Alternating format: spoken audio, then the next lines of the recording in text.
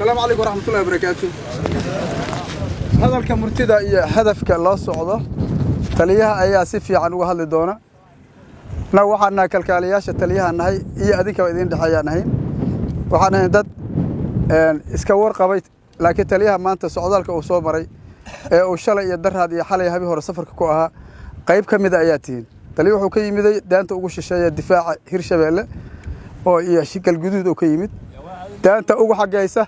دانت أوجو حجيسة وحكي مذي دفاع هيرشبيله الجدود إسكساريين وحول كل معيدة ماذا حوق الدرك الصومالية مع وسليدة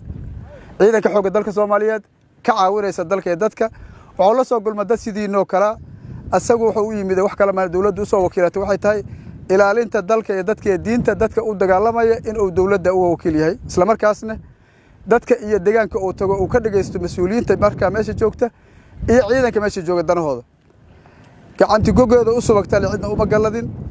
دلك هذيك إسكال بوركي سر هذيك على باهدي سر هذيك إسكاله دلكان ودلكين هو عندنا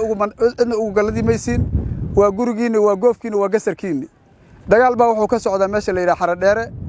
dadka iska laha deegaanka ayaa ka dagaalama dagaal baa wuxuu ka socdaa meesha la yiraahdo ii sheeg galcad dadka deegaanka ka dagaalamay dagaal baa wuxuu ka socdaa alkawsar dadka deegaanka ka dagaalamay dagaal baa wuxuu ka socdaa meesha la yiraahdo ii sheeg cali axmed dadka deegaanka ka dagaalamay kuwaas limitiin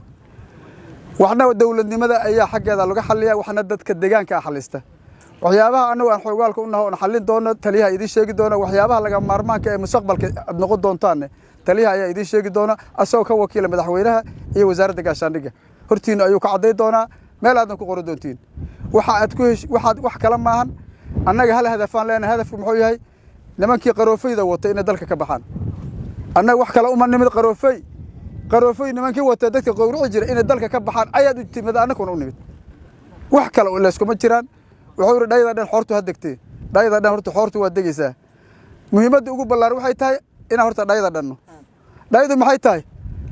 nimanka habiyeen maal hawada lagala dagaala in dhulka kala dagaashaan wuxuu yiri nig barbarka ka baxdaa waa bakay la qaleenoori waashaan wax kala meesha ma yaalin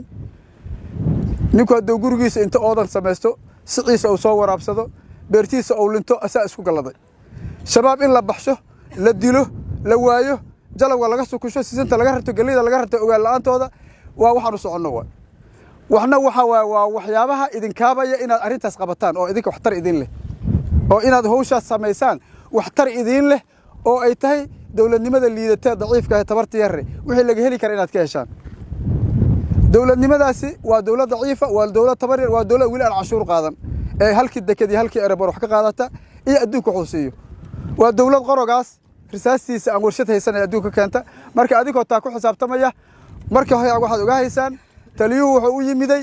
in uu idin dhageysto waxa aad dooreysaan sidii kuwa kale oo ka yimid oo soo dhageysto inuu idin dhageysto wax allaala waxaad qabanaysaan asiga u qabamaysan adika isku qabanaya qodobka ugu weyn kaas waaye cid la soo khasban ma jiro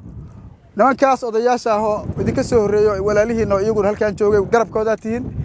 kuwa kale toodan kan garabkooda tihiin taliyuhu arintaas ayuu meesha u yimiday wuxuuna ka hadli doonaa ii sheeg waxa aad tiraahdaan waxaana si wanaagsan u hadli doona dadka idin ah hurmuudka